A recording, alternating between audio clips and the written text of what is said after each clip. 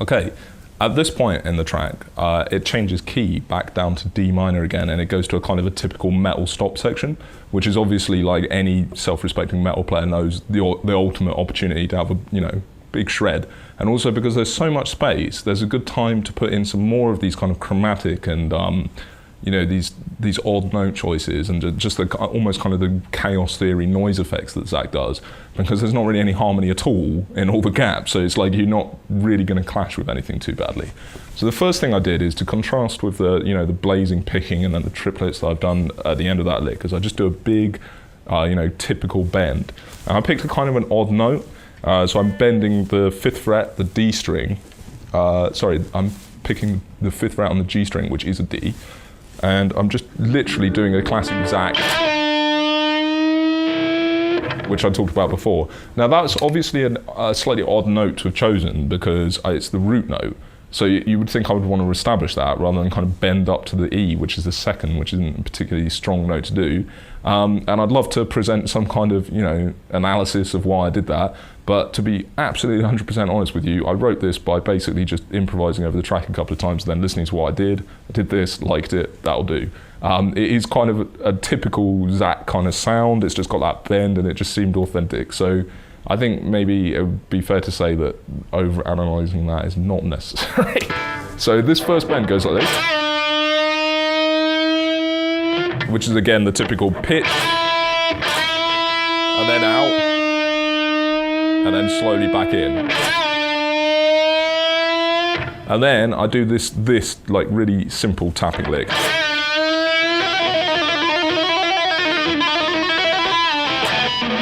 That's that's such a common Zakk sound again. And he describes it as just trying to emulate the sound of going like this, or in this case actually, and then having a Floyd Rose whammy bar and kind of depressing it and pulling it back up again. So if you can imagine that.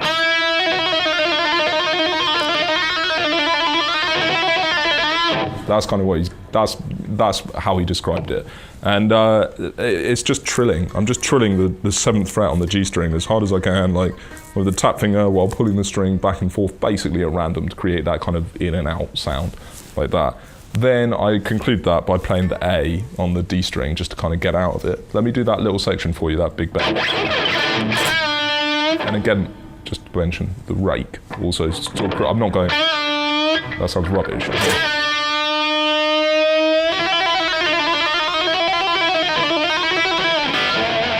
That's a lick that Zakk does all the time, and yeah, just steal it and put it anyway because it basically never fails. Okay, the next thing is probably onto the most typical Zakk Wylde picking lick, but I've kind of perverted it slightly and taken it out of the key. But let's look at it. It's a 4-note pattern, and it goes like this. Pretty simple. It's just descending down minor pentatonic, 2 notes on each string, down, up, down, up. But I would suggest that if you want to get the Zakk shredding stuff together, that is the key lick. That's the most important lick to play, because once you've got it, you can move it around through all the different shapes and it sounds really authentic. So I'll do it for you again and then I'll blaze it a bit so you can hear what it sounds like.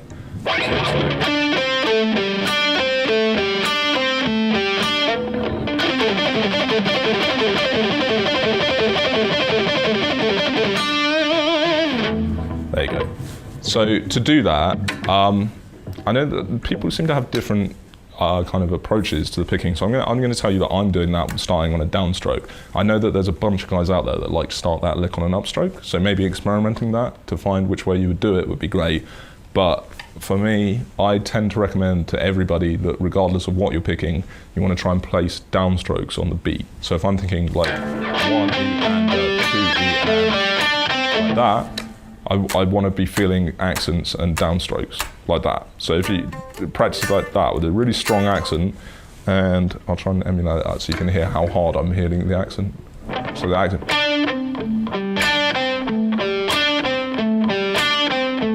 Down, up, down, up, down, up, down, up. And you practice it like that, you really ingrain it in you like that, and then as it speeds up again, I'm literally just feeling da, da, da. It's a very, very rhythmic feeling. It feels almost the same as if you were, fast strumming or something, but just a smaller motion. So I'm definitely feeling the pulse as I play that lick. Let me do it again.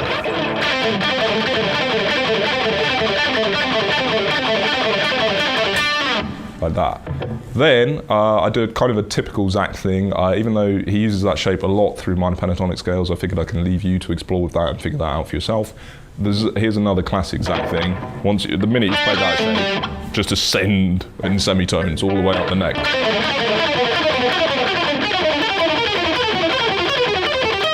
Like that. I'm just literally just moving the shape all the way up the neck.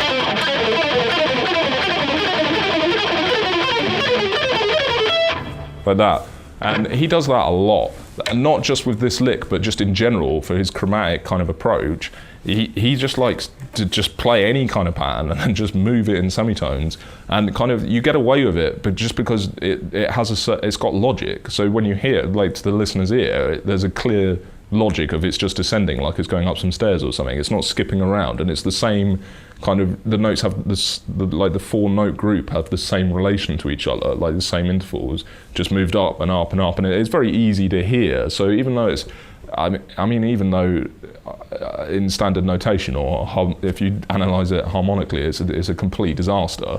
He's really getting away with Blue Murder just because of how fast he's playing it and the kind of the clear logic of what he's doing. So that lick goes like this one more time.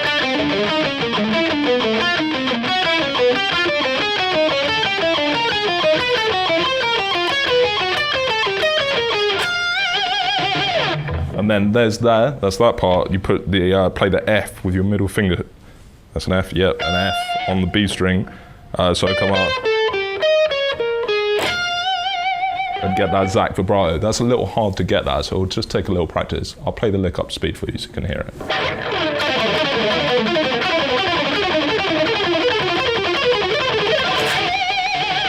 And once more, there's a rake, and yeah, I'm probably kind of fluffing that last one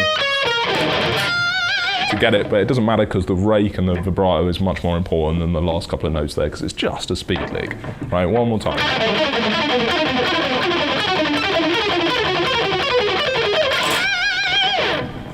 There you go, brilliant. So at this point, it kicks in, and we've just got 2 licks left to learn. So I've tried to pick 2 more kind of classic Zakk shapes for you, just to play over the riff that was heard at the beginning, just to kind of, finish it off. And obviously, because it's Zakk, I thought we've got to, sprint to the finish line. Let's get 2 blazers in there. So the first one is kind of an odd picking pattern. I'll play it for you and then I'll explain it. So it sounds like this.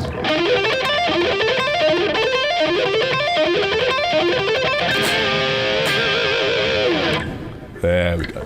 Okay, so that lick is there's 2 things that are going to be interesting here. The first is the rhythm of it. So when you listen to it against the track, you'll notice it's not any easily understandable division of the beat. What's happening is I'm essentially playing, it's a 9-note phrase, and I'm placing it across 2 beats. So it's like 9 notes evenly spaced across 2 beats. That seems like quite a complicated rhythm. But don't worry about it, because it's not actually important to it. It's not the concept behind it. It's literally just, here's a 9-note pattern and blazing it as fast as possible, and it kind of falls across that. But really, I'm just cycling it and then targeting an exit note, where in this case, I'm targeting like this kind of classic bluesy double. Same thing as really the very first bend in the whole thing, but just a different reference pitch. Okay, so there's 2 things to discuss with this lick, and the first is the rhythm of it. So if you listen to it against the track, you'll know that it doesn't sound like an easily kind of divided number of notes against the beat, and that's because what's really happening is I'm playing 9 notes. It's a 9-note sequence across 2 beats, so it's like 9 evenly spaced notes across 2 beats, and then you absolutely target that double stop there, onto the downbeat, and as long as you exit out of that onto bang and really confidently hit that, you will absolutely nail it. So it's almost like you're just kind of hovering around with that picking pattern.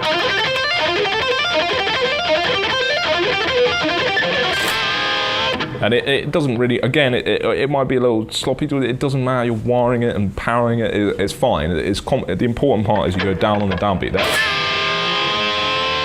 Yeah, and then it will sound like an absolutely convincing lick. And if you listen to Zakk, he does this all the time, like all the time. In fact, a common thing that I've noticed he does is he will play a pattern slowly and then and gradually accelerate it over the beat. So he's definitely not, swapping up. He's just building up speed until he's blazing and then targeting an exit note, which is actually a very common thing amongst a lot of shred guitar players when they play fast. And I've almost overdone it by explaining it as 9 into 2, and really I've done that because I have to write it down and teach it to you, but don't think about that. Just concentrate on it as a pattern to get. So the way to play this pattern, the way that I play this pattern is to play like this. It's a shape, right? It's a shape that moves across like this. 8, 10, 13. Don't worry about the pitches, don't worry about the intervals, not relevant. 8, 10, 13 on the G string. Then 8, 10, 13 on the B string, and then 8, 10, 13 on the high E string. And it sounds awful when it's slow. There's all kinds of dodgy notes that when you play fast, it's just like an interesting flavour to it, and they're kind of passing tones, and when you play it slow, you're like, oh, what's that? So don't worry too much about that. Let's just concentrate on the technique. I'm playing it like this. Down, up, down, up, down, up, down, hammer, hammer, like that.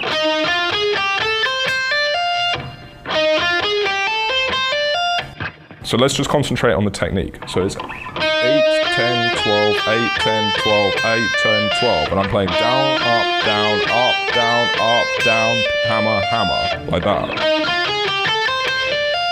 I hope you can see that. Down, up, down, up, down, up, down, hammer, hammer. And that's a really important thing for picking this, because to repeat, if you were to pick every note on the high E string, you get into this awkward position where you've just done a downstroke on the E, and now you've got to skip over, and you'd have to cycle and start on an upstroke, which reverses the picking, which makes it difficult. And also you've got to do this massive string skip, and it's just a disaster. Whereas if you do down, up, down, up, down, up, down, hammer, hammer, you get loads of time to skip your to skip your picking hand back down to the G string in time for the repeat. So let me play it slow, and then I'll play it fast.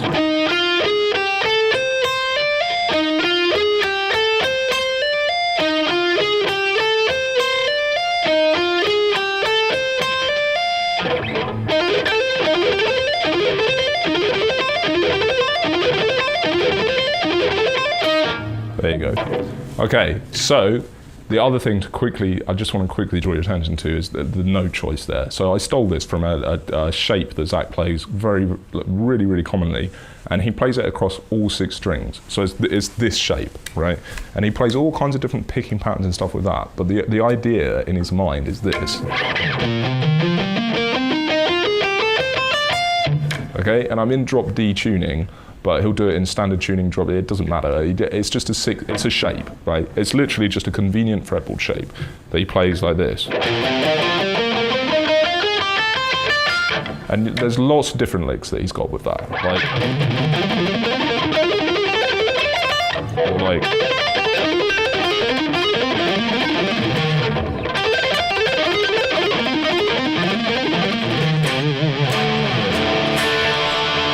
And it's just a cool sounding fast shape. And as I said before, even though the notes, when you analyse them, are a bit of a disaster, when it's played fast, they just pass by, and it's just just whirlwind of excitement and colour tones, and it sounds like, what is that? Rather than what's that?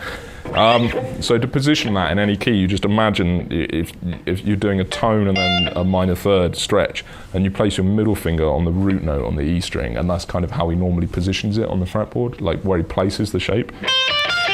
So this would be in D minor, like 8, 10, 12, 8, 10, 13, like that. And again, if I just stamp on a bit of wah and just shred it for a sec, hopefully you'll agree that it kind of has his kind of vibe to it.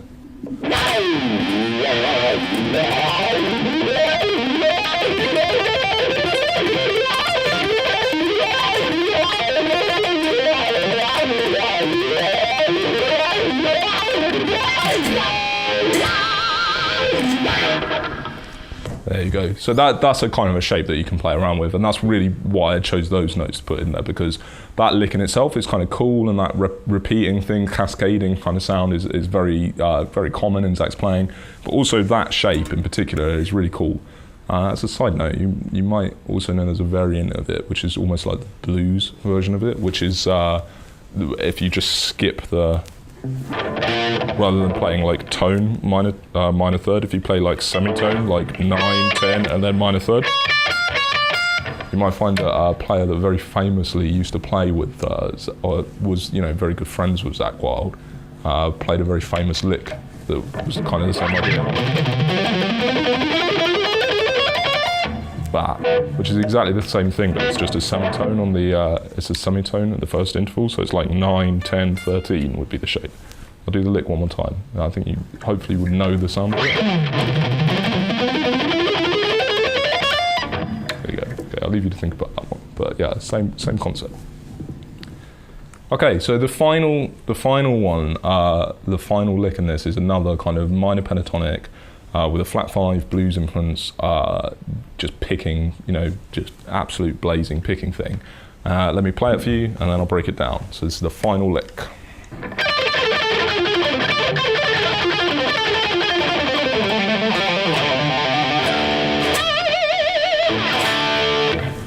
There you go. So that's the lick, and it's kind of a repetition idea again, and it's another one where I've phrased it, so the phrases are like 6, 6, 4, even though it's actually being played strictly as 4 notes per beat. So the rhythm of it never changes, it's just the way the notes are phrased sound like 6, 6, 4. And unlike the other one, but that was kind of my idea, and then I was just tremolo picking and faking it, this one I'm actually doing that. So let's look at the shape. So it's D minor pentatonic, position 1, but I'm stretching out to the top of position 2 here. So I'm starting there on the G on the high E string, the 15th fret, down to the 10th fret on the E string, and then I'm playing the 13th fret on the B string, which is obviously still position 1. Back up to the 10th fret, the D on the high E, back down to the C, 13th fret on the B string, and then down to the A on the B string for the final note, the 10th fret on the B string. So I've got that in itself is a really, really, really common Zakk Wylde sequence. There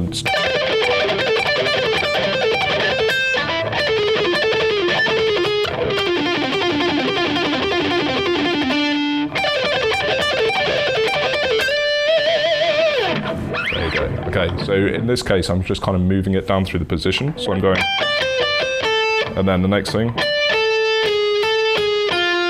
So that's obviously, it's the same pattern, just applied to the next set of strings, and with a flat 5 to give it that kind of blues, kind of aggressive sound. Evil flat 5. Yeah, people were burnt for this in the Middle Ages kind of sound. So it's the 17th fret on the B string, down to the 10th fret on the B string, 13th fret on the G string, 10th fret on the B string, 13th fret on the G string, and then 10th fret on the G string, like that. So when I play that sequence fast, it sounds like this. And if we combine the two, we get this.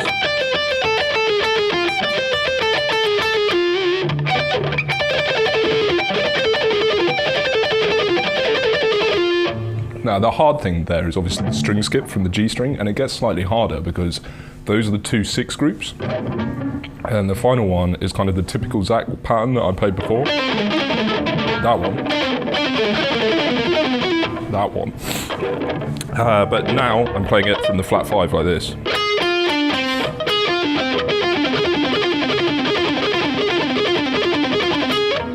Yeah, so it's important to be able to skip your finger across the 2, because in the context of the stretch, you're going to need to have that right with the other notes.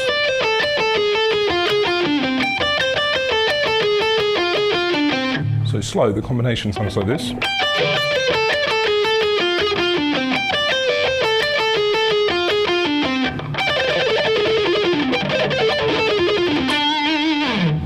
Like that. And then, after I've done it 2 times, I just move exactly the same idea, just down, down across the string. So I start on the B string, so I get this. Okay. So that's using the first 2 shapes that you would think. Just the same kind of string patterns as I use in the first half of the lick, and then I just carry on down the scale. Like that, so you get.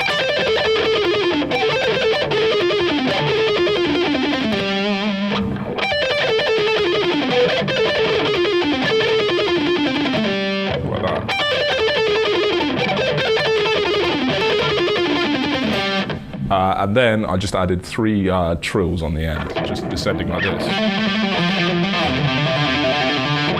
So there I'm going 10 and 12, then 8 and 10, and then 3 and 5, all on the A string like that. And then I just hit a big open D, then play, you know, after the track finishes, one more note with a load of vibrato on the G string. So I'm playing D up on the 19th fret of the G string with the full-on vibrato, index finger across. Like that. So let me try and get that whole lick for you. So that's like this.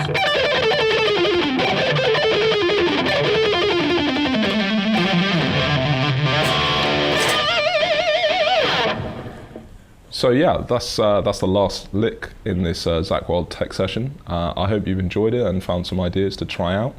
And as I always recommend, really, try and get the backing track on as quickly as possible and just kind of improvise over it with your own ideas and incorporating some of these licks that you like, because obviously that's kind of the way that it's really going to absorb and become a part of your own playing, which is obviously the ultimate point of studying any player's kind of style as in-depth as we have here. I'd just like to say a big thanks even to David and Julian at Gibson for lending me this awesome Epiphone ZV guitar, for just that kind of authentic touch that is lent to this whole style file, and also to the guys over the road at DV247 who lent us this incredible Epiphone Bullseye Les Paul, really just because it looked great and I just thought it'd be cool to have it in the video. That's it from me. I hope you've enjoyed it all. Until next time, cheers.